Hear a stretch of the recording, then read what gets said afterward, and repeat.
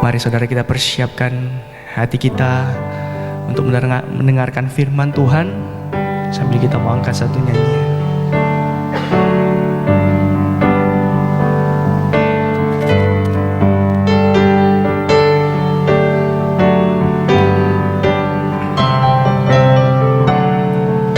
Aku datang dan ku bersujud di hadapanmu, ku rasakan indah hadiratmu. Telah ku buka mata hatiku dan seluruh jiwaku untuk ku nikmati firman-Mu. Sekali lagi, aku datang dan ku bersujud. Aku datang dan ku bersujud di hadapan-Mu. Ku rasakan, indahnya hadirat-Mu, Yesus. Oh, amin. Telah ku buka mata hatiku dan seluruh jiwaku, untuk ku nikmati firman-Mu. Mari sama-sama katakan firman-Mu.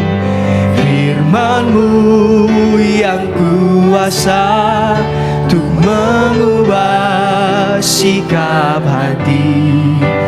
Firman-Mu yang tegakkan di saat ku terjatuh. Terima kasih Tuhan. Mari penuhkan bejana kami dengan air sungai-Mu. Ku haus akan firman-Mu. Aku datang dan ku bersujud. Aku datang dan ku bersujud di hadapan-Mu. Ku rasakan indah hadirat-Mu Tuhan. Oh, telah ku buka mata hatiku dan seluruh jiwaku. Amin. Biar kami boleh menikmati firman-Mu Tuhan. Firman-Mu yang kuasa. Firman-Mu yang kuasa untuk mengubah sikap hati. Firman-Mu yang tegakkan di saat ku terjatuh. Penuhkanlah bejanaku Tuhan dengan air sungai-Mu. Sungai-Mu ku haus akan. Mari kita bangkit berdiri. Firman-Mu yang kuasa. Firman-Mu yang kuasa untuk mengubah sikap hati. Firman-Mu yang tegakkan di saat ku terjatuh. Penuhkanlah bejanaku dengan air sungai-Mu. Kami haus Tuhan, haus akan firman-Mu. Mari sekali lagi saudara katakan, aku datang dan ku bersujud di hadapan-Mu Tuhan. Di hadapan-Mu ku rasakan indah hadirat-Mu. Amin. Telah ku buka mata hatiku dan seluruh jiwaku. Amin. Untukku, biar kami boleh menikmati firman-Mu Yesus. firman-Mu yang berkuasa, firman-Mu yang kuasa untuk mengubah sikap hati, firman-Mu yang tegakkan di saat ku terjatuh. Penuhkanlah bencanaku dengan air sungai-Mu. Ku haus Tuhan, ku haus akan firman-Mu yang kuasa, firman-Mu yang kuasa untuk mengubah sikap hati, firman-Mu yang tegakkan di saat ku terjatuh. Penuhkanlah bencanaku dengan air sungai-Mu. Ku haus akan firman-Mu. Terima kasih Tuhan. Firman-Mu itulah pelita bagi kaki dan terang bagi jalan kami. Firman-Mu adalah roti hidup yang memberikan kami satu kepastian bahwa kami dipelihara dan dilindungi Tuhan. Terima kasih Tuhan. Biarlah kami semua haus akan firman Allah. Biarlah kami lapar dan haus akan kebenaran. Sebab orang-orang yang seperti ini hidupnya akan berbahagia, kata firman Tuhan.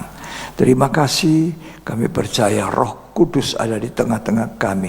Urapi kami sekalian. Biarlah firman menjadi berkat bagi kami dalam nama Yesus Kristus. Amin. Ya, si Tuhan bersama istri saya sampaikan shalom. Shalom semua. Hari ini kita belajar untuk taat. Itu temanya. Belajar untuk taat. Kenapa harus kita belajar taat? Karena ketaatan itu luar biasa hasilnya. Ya. Sebab kalau kita tidak belajar taat, kita tidak mau taat, maka itu akibatnya sangat buruk buat kita. Kita tahu bahwa kejatuhan Adam dan Hawa dan akhirnya diusir keluar dari Taman Eden. Tadinya bahagia, ya, senang, ya, bercakap-cakap dengan Tuhan, kemudian bisa menikmati buah-buah dari pohon yang ada. Istimewa yang tidak diambil adalah buah pohon kehidupan. Ya, mereka sebenarnya mestinya bisa menikmati kebahagiaan. Tidak ada susah, tidak ada air mata, tidak perlu mencangkul tanah, tidak perlu melahirkan kesakitan, tidak perlu susah payah waktu mengandung. Ya. Tetapi hanya dalam satu hal yang mereka tidak melakukan, yaitu ketaatan. Jadi hidup kita sekarang ini pun di bumi ini, setelah kita percaya mengenal Tuhan, maka kebahagiaan kita akan menjadi lebih banyak, lebih bahagia kalau kita lebih banyak belajar untuk taat. Jadi ketaatan ini sangat penting. Ya, andai kata Tuhan Yesus tidak belajar taat sebagai Allah dalam wujud manusia, memberi contoh kepada kita, maka sampai sekarang tidak ada orang bisa masuk surga. Tetapi oleh karena ketaatan dari manusia Yesus, maka pintu surga dapat dibuka bagi orang yang percaya dan mau taat. Jadi kita belajar taat. Kalau kita tidak taat, kita tidak masuk dalam kehidupan bahagia di surga. Ya. Roma 5 ayat 19. Roma pasal 5 ayat yang ke-19. Jadi sama seperti oleh ketidaktaatan satu orang, Ya. semua orang telah menjadi orang berdosa. Ya. Demikian pula oleh ketaatan satu orang, semua orang menjadi orang benar. Nah, karena ketaatan satu orang, siapa itu? Yesus. Lalu kita semua menjadi orang benar. Orang benar yang taat, yang kemudian nanti bisa kembali menikmati buah pohon kehidupan di Taman Firdaus. Ya. Bahkan dikatakan Alkitab, Tuhan Yesus itu taat sampai mati. Ya, taat sampai mati. Filipi 2 ayat 5-8. Hendaklah kamu dalam hidupmu bersama Ya. menaruh pikiran dan perasaan yang terdapat juga dalam Kristus Yesus, yang walaupun dalam rupa Allah tidak menganggap kesetaraan dengan Allah itu sebagai milik yang harus dipertahankan, Ya. melainkan telah mengosongkan dirinya sendiri Ya. dan mengambil rupa seorang hamba Ya. dan menjadi sama dengan manusia. Ya. Dan dalam keadaan sebagai manusia, ia telah merendahkan dirinya dan taat sampai mati, bahkan sampai mati di kayu salib. Jadi dalam wujud manusia merendahkan diri, taat sampai mati. Dengan ketaatannya maka pintu surga dibuka. Kita jadi orang benar yang kelak kemudian bisa masuk dalam kerajaan surga.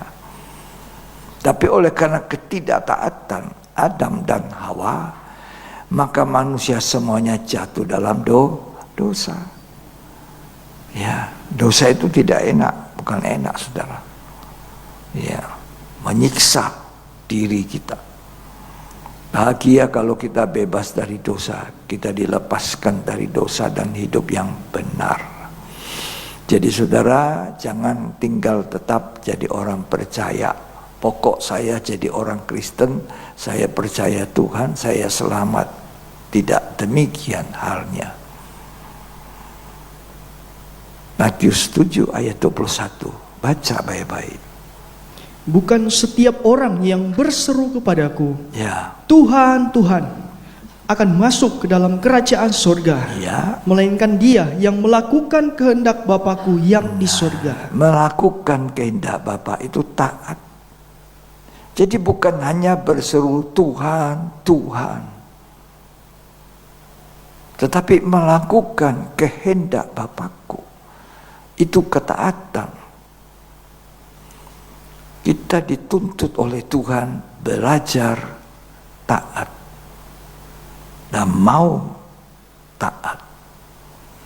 Sebab kebanyakan orang Kristen itu lebih cenderung, atau orang percaya itu lebih cenderung untuk tidak taat. Taat kalau yang enak.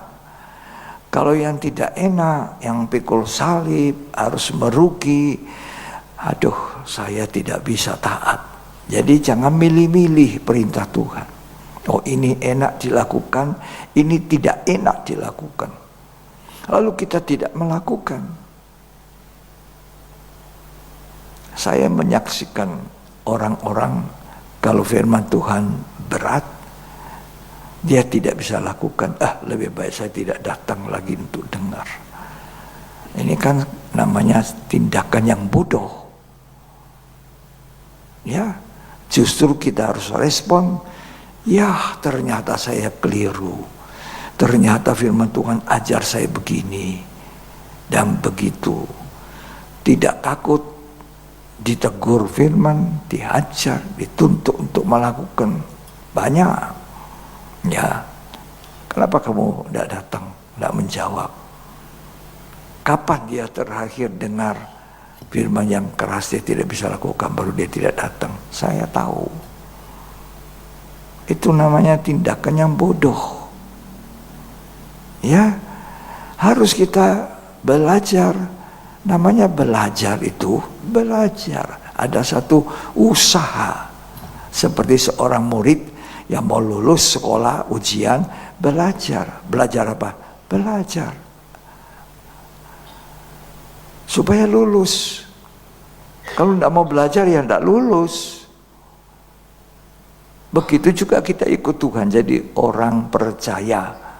Ya, belajar taat. Jadi ingat, surga ditutup karena ketidaktaatan.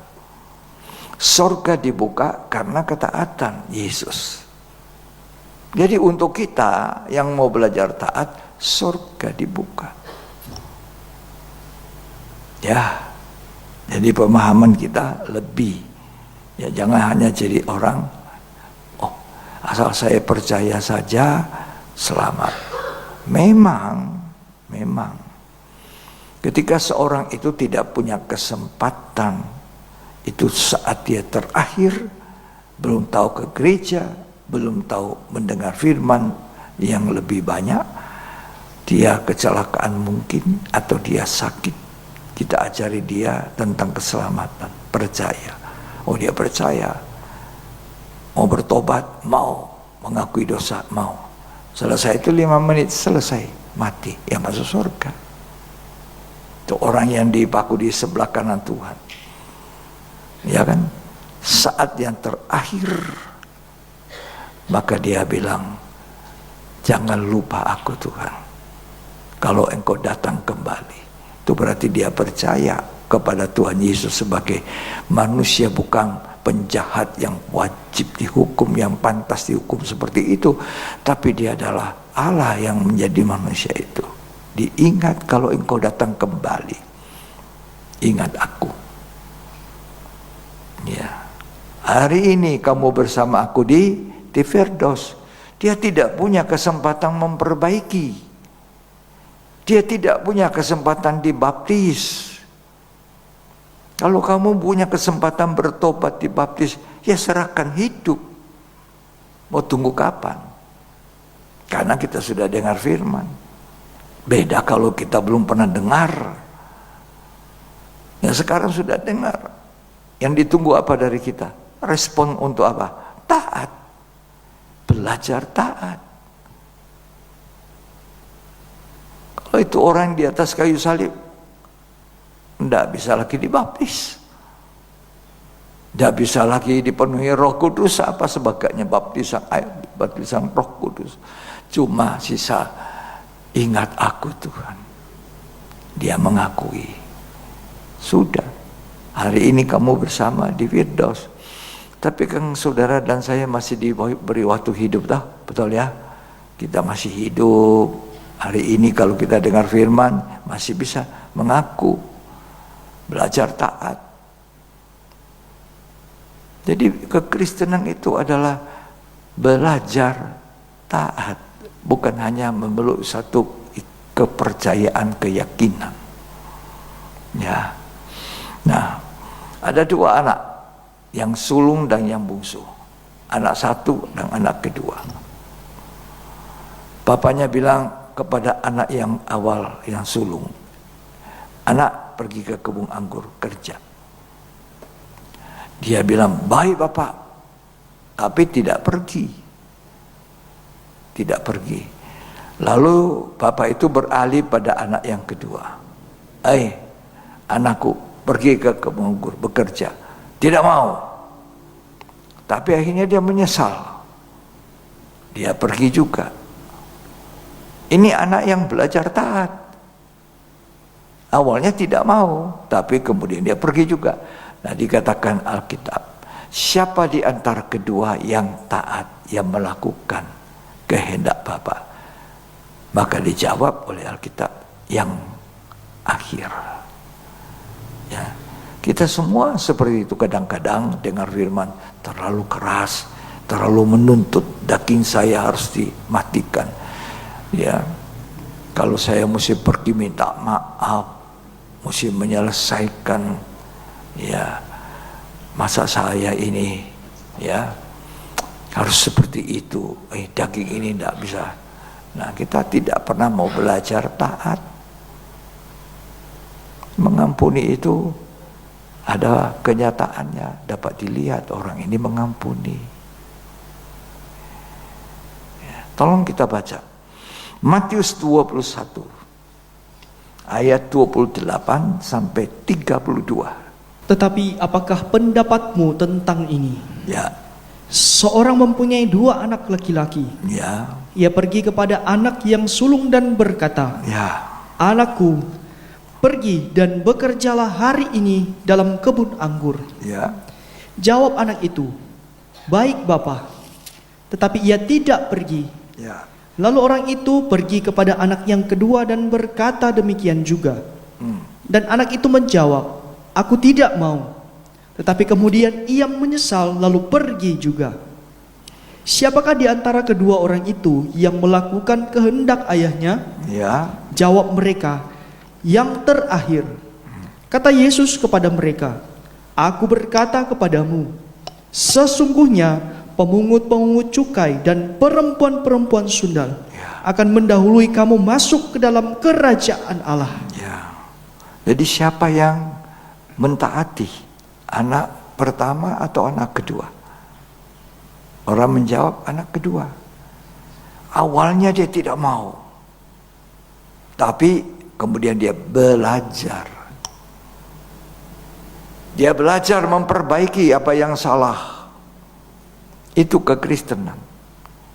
Itu gunanya dengar firman yang menyatakan salah. Untuk apa? Memperbaiki kelakuan. Jangan kita dengar tapi tidak pernah memperbaiki kelakuan. Menyatakan salah, memperbaiki kelakuan supaya kita berkenan kepada Tuhan. Ini 2 anak. Siapa yang berkenan? Anak yang kedua. Karena awalnya tidak mau, tapi dia belajar untuk taat. Demikian juga kita. Mungkin kita rasanya tidak mau melakukan, tapi karena kita mau belajar mengampuni, belajar apa saja yang dituntut Tuhan dalam hidup kita, itulah belajar taat. Banyak gunanya. Sudah, bangsa Israel itu bangsa yang dikenal, ya, yang dikatakan oleh Tuhan, ini bangsa yang membantah, keras kepala, tidak taat. Itu dibaca di dalam, kalau tidak salah, di dalam kitab Roma. Ya, mari kita baca. Bangsa Israel disebut Tuhan sebagai bangsa pembantah yang tidak taat. Roma 10 ayat 21. Tetapi tentang Israel ia berkata, "Sepanjang hari aku telah mengulurkan tanganku kepada bangsa yang tidak taat dan yang membantah." Ini bangsa yang tidak taat dan membantah. Padahal Tuhan pelihara. Mereka berseru-seru pada Tuhan waktu mereka dijajah di Mesir. Lama itu, berapa ratus tahun. Susah. Lalu mereka berseru pada Tuhan dan Tuhan melepaskan. Ya, ketika Firaun tidak mau melepaskan bangsa Israel, maka Tuhan menurunkan tulah di Mesir. Ini suatu pembelaan Tuhan. Ya, diminta Musa dan Harun memimpin mereka. Tapi mereka tetap merupakan bangsa yang pembantah dan tidak taat. Karena Tuhan sendiri berkata, bangsa ini adalah bangsa pembantah dan tidak taat. Jadi orang yang tidak taat itu sejujurnya adalah orang yang suka bantah. Tidak betul itu, tidak bagus itu. Itu yang saya perhatikan selama saya melayani. Ya, ada yang mau melakukan, ada yang tidak mau, lantas dia bantah.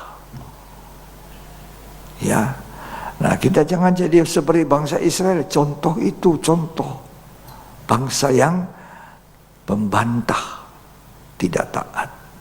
Mari kita mau belajar taat, ya. Jangan bersitegang.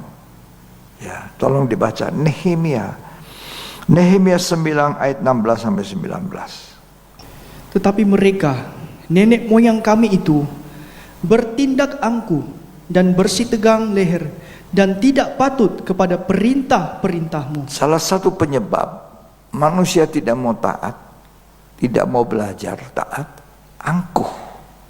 Orang sombong itu susah untuk taat, susah untuk belajar taat. Itu orang sombong, angkuh. Yesus telah melakukan sampai di atas kayu salib. Karena apa? Rendah hati.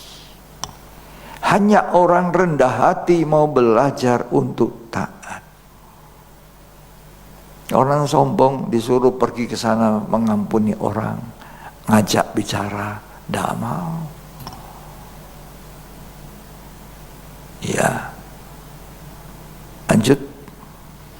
Mereka menolak untuk patuh dan tidak mengingat perbuatan-perbuatan yang ajaib yang telah kau buat di antara mereka. Mereka lupa perbuatan ajaib. Tuhan kasih mukjizat. Ya, tidak ada makan, Tuhan turunkan roti dari langit. Minta daging, Tuhan kirimkan burung puyuh. Berjalan di siang hari bolong panas terik, Tuhan kasih tiang awan. Ya, berjalan di malam hari dingin, Tuhan kasih tiang api supaya hangat. Tapi tetap bangsa ini membantah. Ya, terus Mereka bersitegang leher, malah berkeras kepala, ya, untuk kembali ke perbudakan di Mesir. ya, mereka bilang lebih baik saya kembali ke Mesir. Waduh, ini orang betul-betul keras kepala. Ya, terus. Tetapi engkaulah Allah yang sudi mengampuni. Tapi kita punya Allah yang luar biasa, mengampuni. Ya, kalau yang kita, pengasih ya, dan penyayang, ya, yang panjang sabar, ya, dan berlimpah kasih setianya. ya, luar biasa kan, sampai ayat 19. Engkau tidak meninggalkan mereka, Ya, bahkan ketika mereka membuat anak lembu tuangan dan berkata, inilah Allahmu yang menuntun engkau keluar dari Mesir, ya, dan berbuat nista yang besar. ya, Engkau tidak meninggalkan mereka ya. di padang gurun karena kasih sayangmu yang besar. Ini kesetiaan Tuhan, kasihnya Tuhan. Tapi itu tidak dihargai bangsa Israel. Mereka tetap tidak mau belajar untuk patuh, taat, untuk merendahkan hati. Saya kalau melihat orang-orang yang saya kasihi, yang saya sudah layani sekian lama,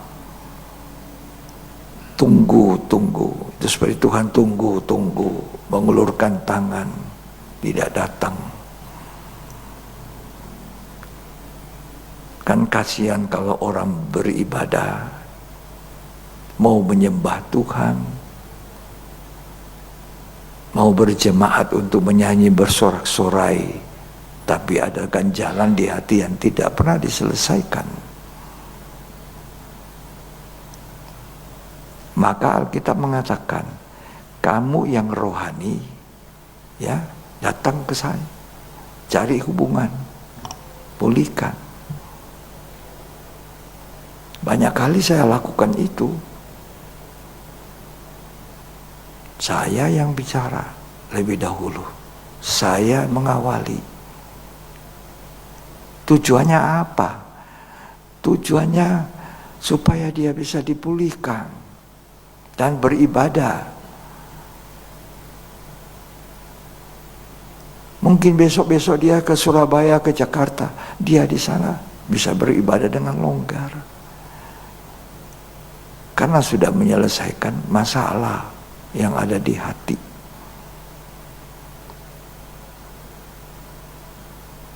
Nah, untuk itu seorang hamba Tuhan harus turun ke bawah, rendah hati. Kalau tidak, susah. Orang itu tidak tertolong. Kasihan toh. Itulah Yesus turun ke dunia ini, merendahkan diri, taat sampai mati di kayu salib. Hanya untuk mengangkat kehidupan kita. Mari kita contoh ketaatan Kristus. Tapi engkau tidak mungkin menjadi taat dan belajar taat kalau sombong, angkuh. Hanya harus rendah hati. Sebab bangsa Israel ini kenapa bisa seperti itu, berontak, angkuh. Sudah baca sampai ayat 19? Sudah. Tolong dibaca Nehemia itu. Tiang awan tidak berpindah dari atas mereka. Ya. Dan pada siang hari untuk memimpin mereka Ya. pada perjalanan. Ya. Begitu juga tiang api pada malam hari Ya. untuk menerangi jalan yang mereka lalui. Ayat 21. 40 tahun lamanya engkau memberikan mereka makan di padang gurun. Ya. Mereka tidak berkekurangan. Ya. Pakaian mereka tidak rusak. Dan kaki mereka tidak bengkak. Itu baiknya Tuhan kita. Waduh, luar biasa baiknya Tuhan. Terus Engkau menyerahkan kepada mereka kerajaan-kerajaan dan bangsa-bangsa, dan membagikan itu kepada mereka sebagai daerah perbatasan. Terus Sebab mereka duduki tanah dari Sihon, raja negeri Hesbon, dan tanah dari Og, raja negeri Basan. Ya. Engkau membuat anak-anak mereka menjadi banyak, seperti bintang-bintang di langit. Ya. Dan membawa mereka ke tanah yang kau suruh kepada nenek moyang mereka untuk dimasuki dan diduduki. Ya.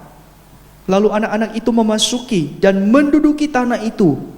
Dan engkau menundukkan di hadapan mereka penduduk tanah itu, yakni orang-orang Kanaan, dan menyerahkan orang-orang itu, baik raja-raja mereka maupun bangsa-bangsa tanah itu, ke tangan mereka, supaya orang-orang itu diperlakukan sekehendak hati mereka. Ya, di sini Tuhan menolong mereka luar biasa, memberkati mereka. Tapi dikatakan Nehemia, mereka menjadi angkuh, mereka sombong. Jadi hanya orang rendah hati yang bisa belajar taat. Kalau orang angkuh itu sulit untuk belajar menjadi orang yang taat. Dikatakan bahwa mereka itu menjadi angkuh. Ya, dikatakan di dalam ayat yang ke 16. Ya, tolong diulang. Baca. Tetapi mereka, nenek moyang kami itu, bertindak angkuh dan bersitegang leher, dan tidak patuh kepada perintah-perintah. Nah, salah satu penyebab orang tidak pernah bisa taat, angkuh, sombong. Ketaatan itu contohnya Yesus. Bagaimana bisa Tuhan taat? Merendahkan diri, taat sampai mati. Jadi kalau kita tidak bisa taat, salah satu penyebab akarnya itu adalah keangkuhan, kesombongan, tinggi hati. Itu tinggi hati. Belajar ya dari bangsa Israel. Bangsa Israel itu bangsa yang tidak taat, tegar tengkuk. Jangan kita seperti itu. Bahkan mereka makan kenyang, hidup mewah, tapi berontak. Tolong dibaca lanjut ya. Ayat 25 tolong. Mereka merebut kota-kota yang berkubu dan tanah yang subur. Mereka merampas rumah-rumah yang penuh berisi berbagai-bagai barang baik, tempat-tempat air pahatan, terus kebun-kebun anggur dan kebun-kebun zaitun, dan pohon-pohon buah-buahan dalam jumlah yang sangat banyak. Ya, perhatikan. Mereka makan dan menjadi kenyang dan gemuk. Makan dan kenyang, dipelihara. Terus Mereka hidup mewah karena kebaikan-Mu yang besar. makan kenyang, gemuk, mewah, tapi memberontak. Jangan ya. Kita makan kenyang, gemuk, mewah, hidup mewah, tapi dengan satu maksud supaya kita tidak mendurhaka seperti bangsa Israel. Kita punya makan, orang lain menderita, tidak punya makan. Kita punya pakaian bagus, orang lain tidak. Kita berkendaraan bagus, orang lain tidak. Kita diberkati oleh Tuhan, tapi jangan tiru bangsa Israel, mendurhaka, ya, berbalik dari Tuhan, tidak taat. Ini contoh bangsa Israel buat kita. Ya, bayangkan perjalanan apa saja yang Tuhan tidak beri kepada mereka. Dalam perjalanan di padang gurun panas, kering, kadang tidak punya air. Ya, Tuhan kasih minum. Ya, coba kalau panas, ada tiang awan yang menuntun mereka. Malam hari di padang gurun dingin, mereka tidak punya baju bol yang tebal untuk melindungi tubuh, tapi Tuhan tiang api menunduki mereka. Jadi padang mereka hangat. Ada tiang awan, tiang api. Di siang hari tiang awan, mereka tidak kepanasan. Di malam hari ada tiang api, mereka tidak kedinginan. Apa kurang perhatian Tuhan kepada kita juga seperti itu? Kok kita tidak mau sungguh-sungguh dengan Tuhan? Kita memberontak, kita tidak taat. Ya, so, bangsa Israel itu menuntun mereka dengan tiang awan, tiang api. Kalau panas, sejuk karena ada awan. Ya, malam dingin, tiang awan, tiang api. Cuma mereka harus belajar taat.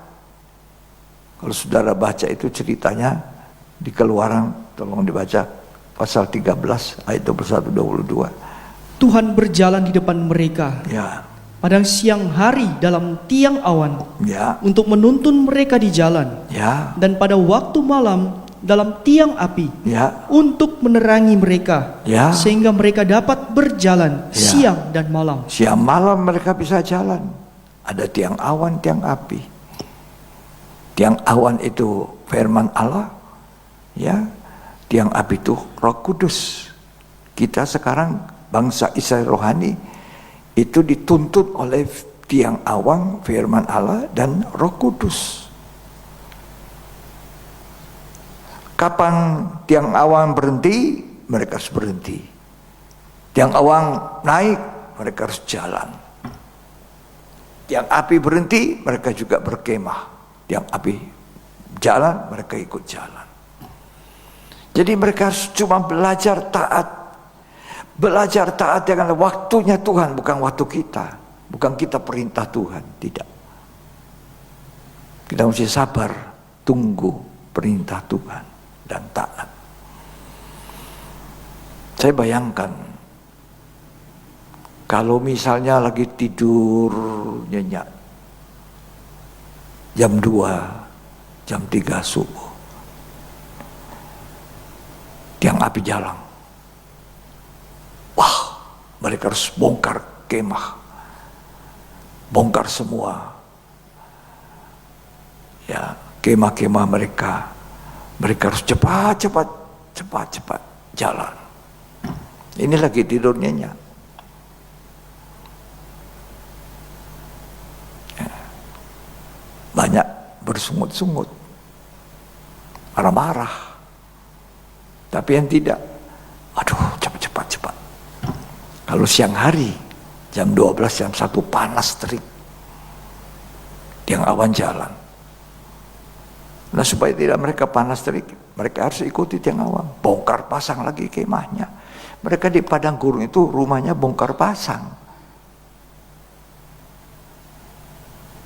Coba dibayangkan, bongkar pasang. Tapi mereka harus belajar taat. Ini waktunya Tuhan, bukan waktu saya. Tuhan yang menentukan kapan tiang awan berangkat, kapan tiang api berangkat. Mereka cuma harus tunduk, patuh, taat waktu Tuhan, bukan waktu kita, waktu bangsa Israel. Kadang-kadang kita mau, Tuhan ikut waktu saya Tuhan. Saya mau cepat-cepat keluar dari persoalan. Saya mau cepat-cepat keluar dari percobaan ini, dari kesulitan ini. Tapi Tuhan bilang sabar. Waktu aku yang menentukan, bukan waktumu. Itu bangsa Israel, dia harus belajar taat waktunya Tuhan. Ya, jam 1 siang berangkat. Mereka cepat-cepat bongkar. Aduh, panas sekali ini. Jalan lagi di padang gurun. Yang paling tidak enak kalau tidur. Lagi tidur nyenyak, disuruh bangun. Ayo jalan, bongkar lagi. Ya. Nah, inilah belajar kepatuhan. Bangsa Israel diajar patuh taat waktunya Tuhan, bukan waktu saya.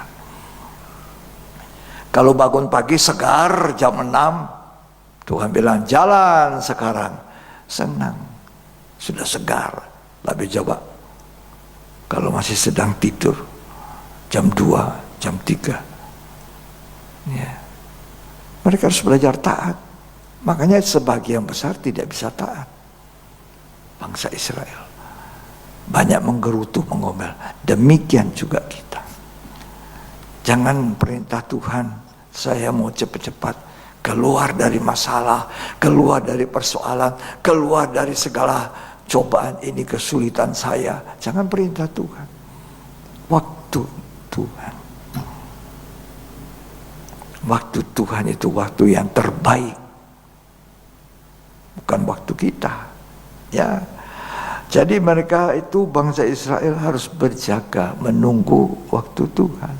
Demikian juga saudara yang punya masalah, yang punya kesulitan, yang punya apa, tunggu waktu Tuhan, sabar. Sampai proses itu selesai. Sama dengan emas masuk di dalam api. Waktu dia dimurnikan, tunggu sampai dia murni baru lepas dari api. Sebelum murni dia tidak bisa keluar dari api. Ya, itu belajar taat. Belajar untuk taat. Ya. Taat kepada apa? Perintah. Apa itu perintah Tuhan? Firman.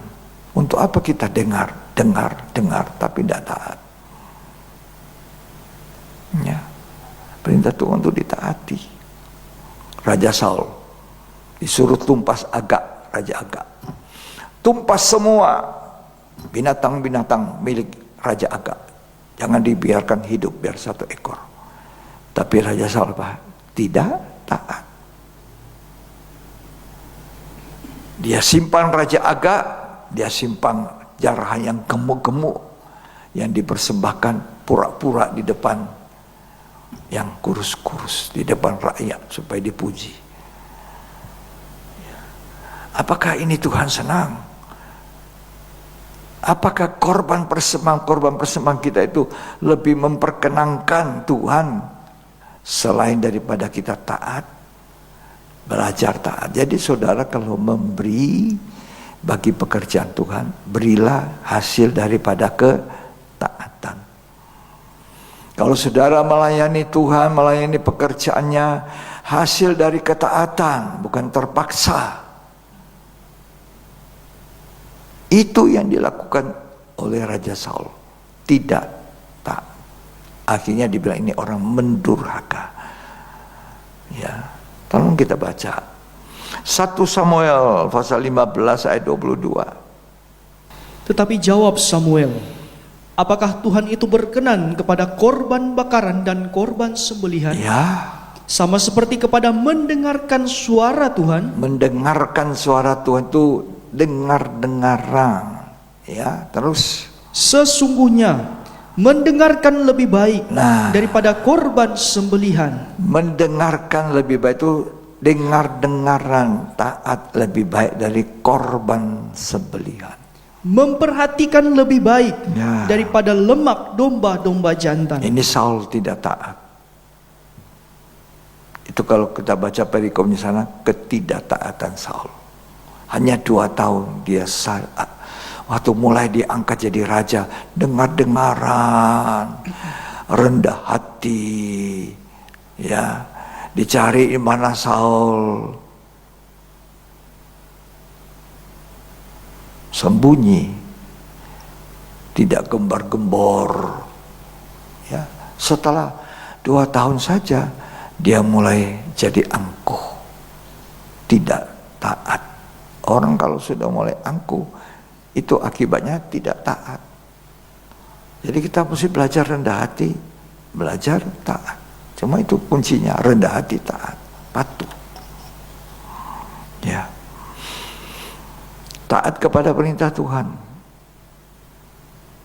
Yang paling banyak dilanggar juga, ini saya lihat. Paling banyak manusia langgar.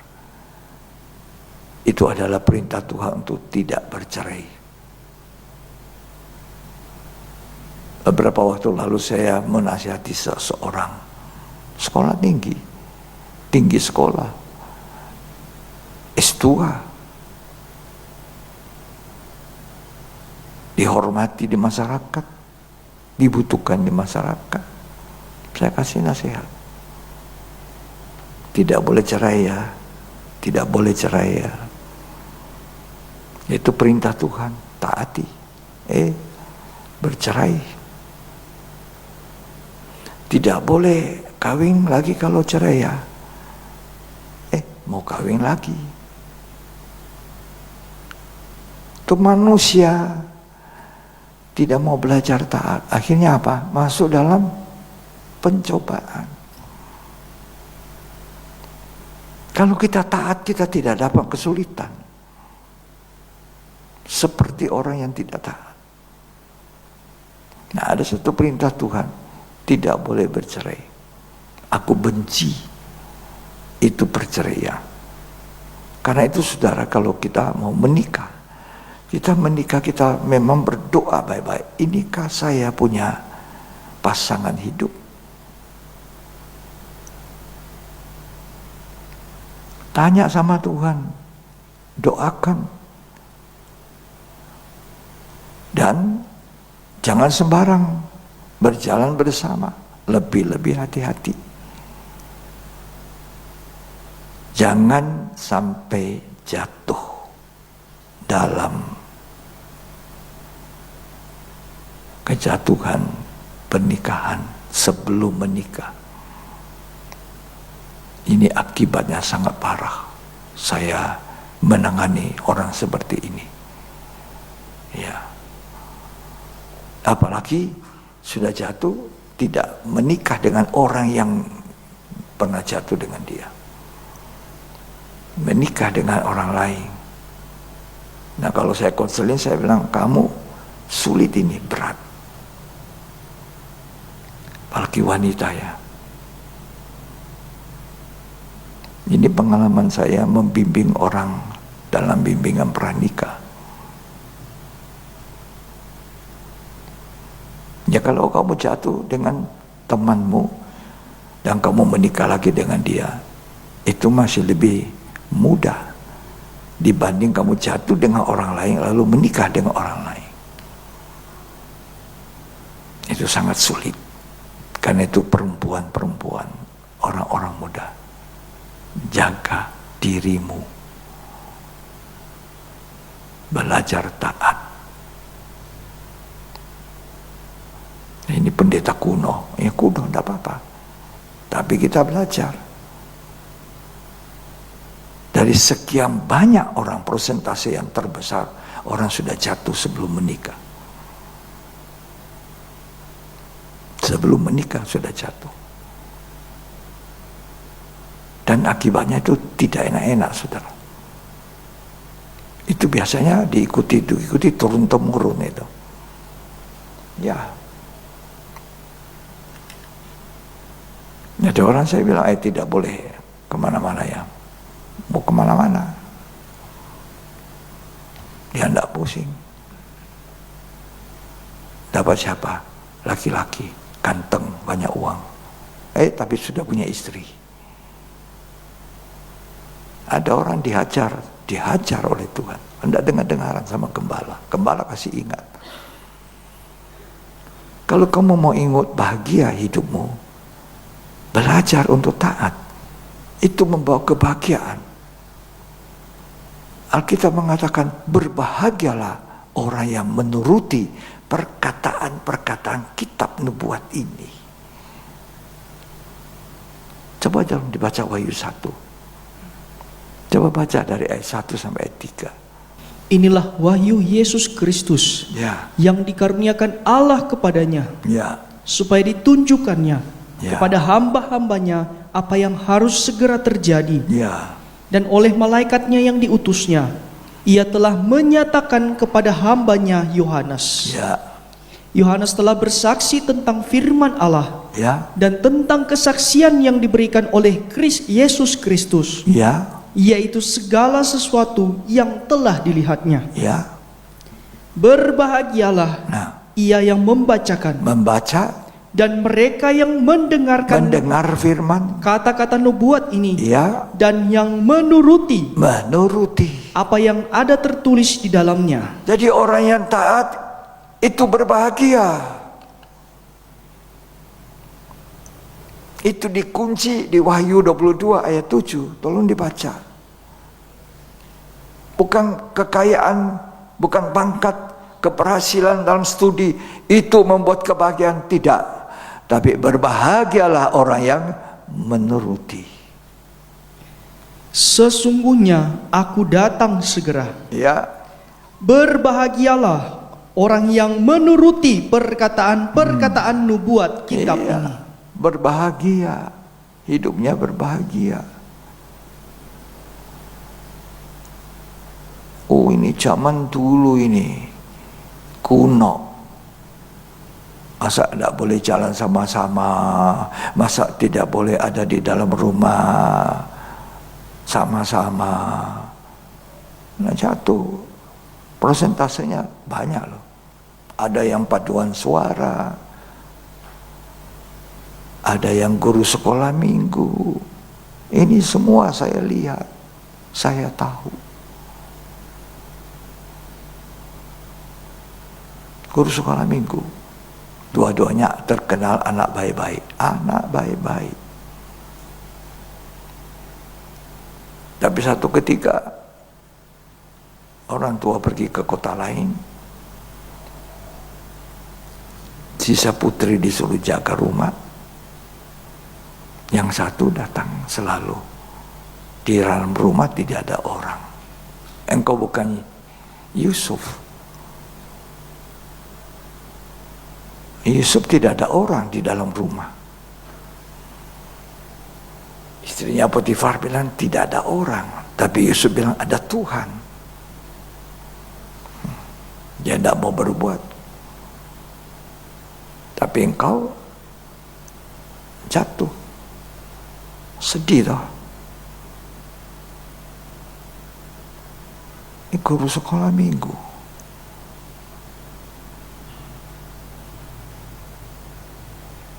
Akhirnya apa? Untung masih menikah. Coba nanti tidak jadi pernikahan. Kemudian ini menikah dengan orang. Ini sengsara neraka ini. Saya menyaksikan. Tapi kata orang apa? Kata itu laki-laki. Kalau sudah ribut bertengkar, dipukul istrinya. Dia pukul istrinya. Kenapa? Kamu barang bekas, rongsokan. Pikir panjang-panjang. Hai orang muda. Ya, belajarlah taat. Menjaga hidup yang kudus. Jangan sembarangan. Saya selalu menyampaikan, perempuan itu ibarat telur. Telur itu kalau pecah, Masih bisa jadi telur lagi? Hah? Bisa? Tidak. Kalau laki-laki itu seperti kaleng, diinjak mobil penyet, rusak, masuk di pabrik, keluar kaleng lagi. Hargai dirimu, orang-orang muda, pemudi-pemudi, harganya mahal. Bilang sama orang, kalau mau jawab, jangan, hargaku mahal. Mahal bagaimana? Darah Yesus yang mahal menebus saya. Aku milik Tuhan, bukan milikmu, belum waktunya. Tapi banyak kan jatuh. Kenapa? Ini tidak taat. Dalam konseling nikah, saya kasih tahu, tidak boleh.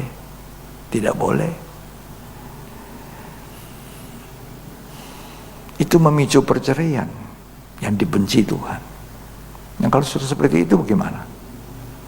Mau bercerai, Tuhan tidak suka. Habis bercerai tidak boleh menikah. Tolong dibaca Maliaki 2 ayat 13 sampai 16. Dan inilah yang kedua yang kamu lakukan. Kamu menutupi mezbah Tuhan dengan air mata, dengan tangisan dan rintihan, oleh karena ia tidak lagi berpaling kepada persembahan yang tidak berkenan, menerimanya dari tanganmu. Dan kamu bertanya, oleh karena apa? Oleh sebab Tuhan telah menjadi saksi antara engkau dan istri masa mudamu, yang kepadanya engkau telah tidak setia. Nah, aduh, istri masa muda, engkau tidak setia. Lanjut. Padahal dialah teman sekutumu dan istri seperjanjianmu. Terus. Bukankah Allah yang esa menjadikan mereka daging dan roh? Dan apakah yang dikehendaki kesatuan itu? Keturunan ilahi. Terus. Jadi jagalah dirimu. Jaga dirimu. Janganlah orang tidak setia terhadap istri dari masa mudanya. Ayat 16 tolong sekali lagi. Sebab aku membenci perceraian. Firman Tuhan Allah Israel. Ingat hai orang muda, perempuan-perempuan yang saya kasih kamu. Perempuan itu telur pecah, tidak bisa utuh. Laki-laki kaleng masuk pabrik, tidak masalah. Coba bayangkan, banyak laki-laki ketika di konseling, kamu sudah tahu calon istrimu sudah pernah dengan orang,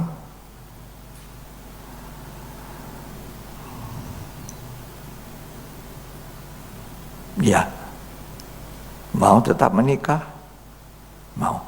Habis menikah, geger, ribut, pukul istrinya. Coba, kamu barang bekas, mau cerai, kita bilang Tuhan benci perceraian. Ini yang paling sulit masalah pernikahan ini. Makanya ada lagu dunia mengatakan, jangan jalan dua-duaan, nenek bilang itu bahaya.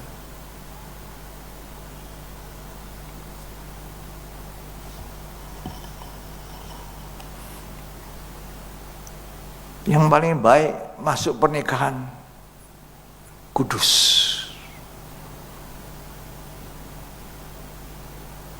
Itu bahagia sekali. Itu satu kenang-kenangan kesan sampai masa tua.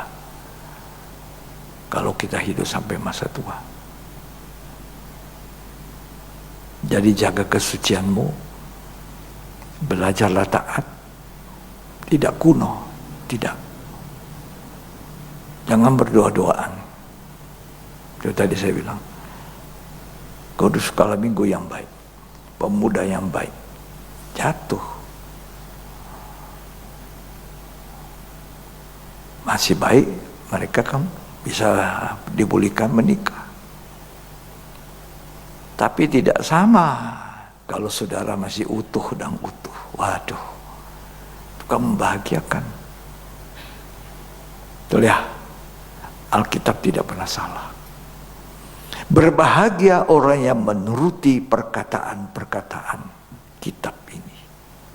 Itu gunanya kita dengar firman. Dan itulah sebabnya sesudah dengar firman, kita harus belajar untuk patuh, taat. Itu demi kebahagiaan kita.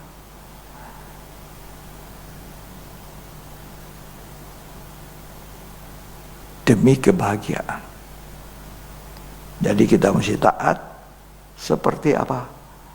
Seorang prajurit taat kepada komandan kita Tuhan Yesus. Taat. Mau belajar taat. Tuhan bilang jangan khawatir akan kamu apa yang kamu makan, minum, pakai. Jangan khawatir. Taat. Dan Tuhan pelihara kita. Itulah gunanya kita dengar firman. Firman itu perintah Tuhan untuk ditaati. Ini ditaati. Saya juga belajar taat. Siapa yang bisa menolong kita? Roh Kudus. Menolong kita untuk belajar taat, belajar patuh. Apa yang Tuhan perintah, patuh.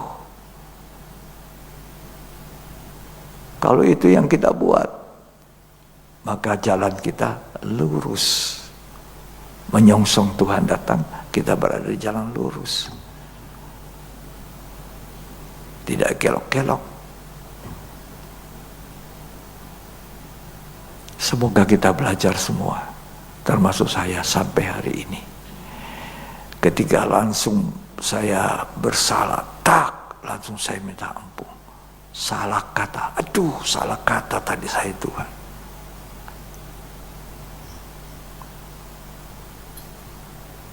Salah berpikir. Iya. Menuju kepada kesombongan di hati. Ampuni saya Tuhan. Itu belajar seperti itu. Kita berbahagia kalau kita taat, senang. Banyak orang Kristus nyanyi senang, selalu senang, ya selamanya senang, tapi tak senang. Jadi ukurannya bukan di gereja rame kita nari saja, tapi kita tidak pernah belajar taat. Ya, dimanapun kita berada, dimanapun kita bergereja, beribadah, belajarlah untuk taat.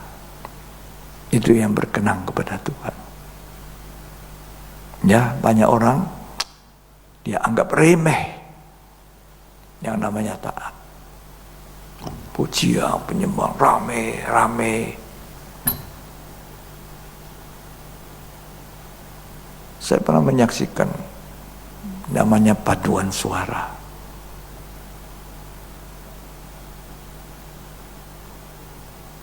Tidak kelihatan.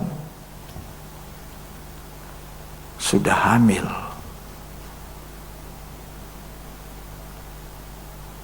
Bisa ditahan supaya tidak keluar? Tidak bisa. Karena perut akan menjadi besar. Terakhir jadi apa? Malu.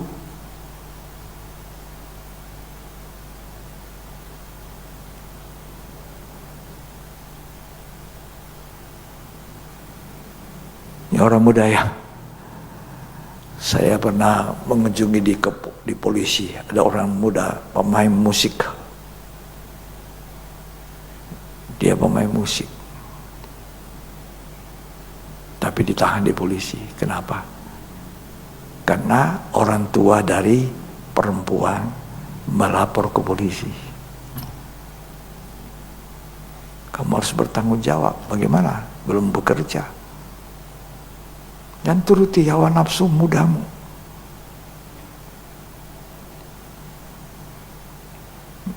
Ini firman Tuhan tak menyenangkan telinga. Tapi kalau kita belajar taat, bahagia. Saudara mau bahagia? Belajar taat. Tuhan memberkati kita. Mari bangkit berdiri. Menikah itu walaupun sederhana hidup kita, penghidupan kita, tapi bahagia, damai, sejahtera.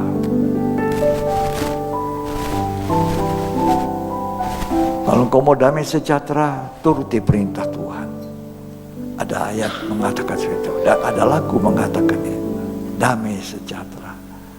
Damai sejahteraku.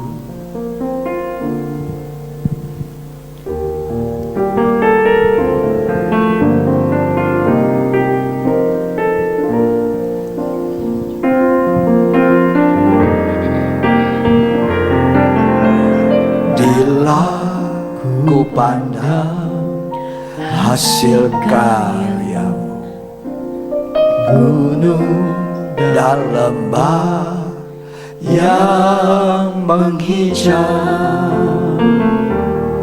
Di sanalah aku bertemu denganmu, Yesus Tuhanku.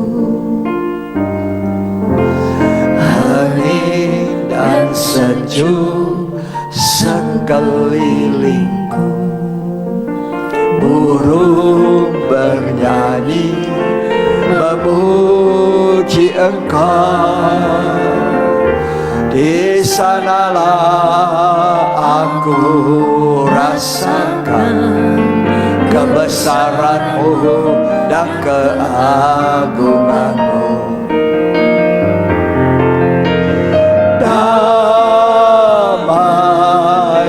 Sejahteraku seperti sungai yang tidak pernah kering. Glory, haleluya.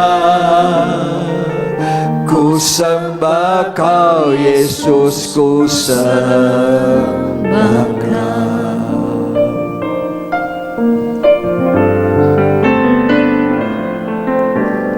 Bila ku pandang hasil karyamu, gunung dan lembah yang menghijau, di sanalah aku bertemu denganmu, Yesus Tuhanku. Dan sejuk sekelilingku, burung bernyanyi memuji Engkau. Di sanalah aku rasakan kebesaran-Mu dan keagungan-Mu.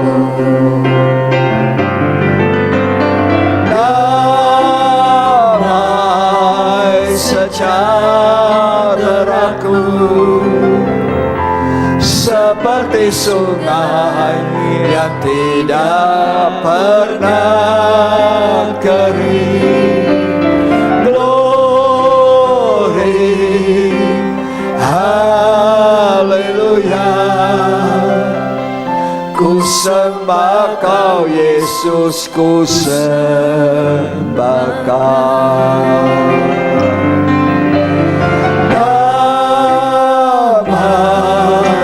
Sejahteraku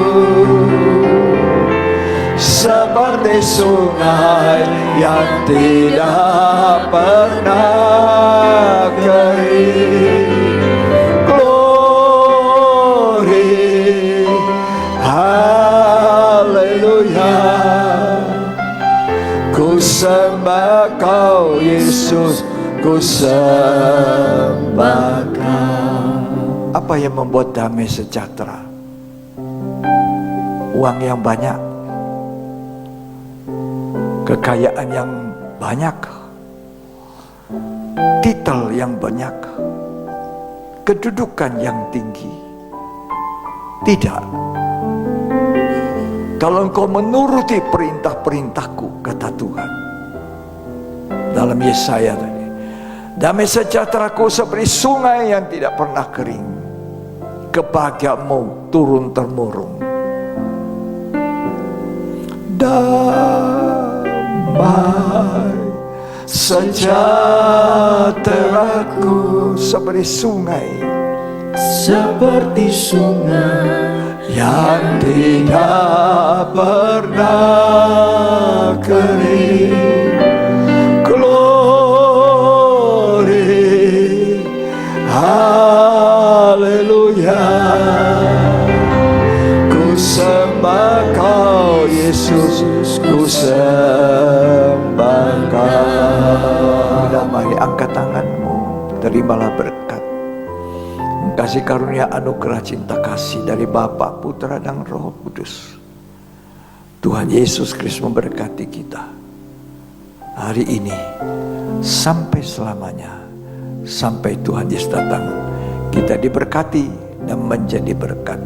Terimalah berkat dalam nama Yesus Kristus. Yang diberkati Tuhan sama-sama katakan amin.